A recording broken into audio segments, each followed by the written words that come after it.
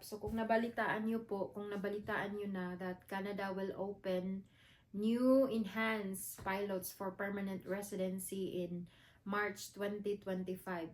So ito po yung program na to will offer PR on arrival and lowest language requirement po for caregivers.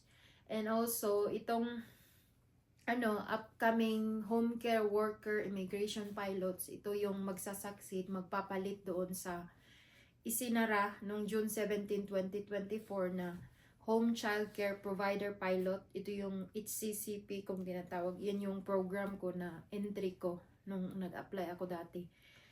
And yung Home Support Worker for Elderly, yan yung papalitan ng program na Home Care Worker Pilots, Home Care Worker Immigration Pilots. So, itong program na to, itong enhanced na to, in-announce ni Minister Mark Miller noong June 3, 2024.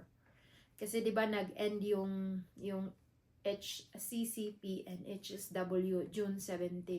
Nag-stop siya, nag-accept ng applications at that day. So, finally closed. That was a 5-year program, HCCP and HSW. So, ang papalit na home care worker immigration pilot. So, ito yung magpapatuloy sa yung nagsarang caregiver program. So, mas to kasi lower ang IELTS requirements and pati ang education. Ang education is at least high school equivalency dito sa Canada. So, yun din po. And then, PR ka pa pagdating mo sa PR ka pagdating mo dito sa Canada. So, meron siyang advantage sa mga naunang mga programs ng caregivers because pagdating mo dito, PR ka na kaagad. Yun yung nasa, but yung clear guidelines po, aantayin pa bago mag-officially open. I'm sure ilalabas na yan ng Immigration, Refugees, Citizenship Canada, yung from IRCC.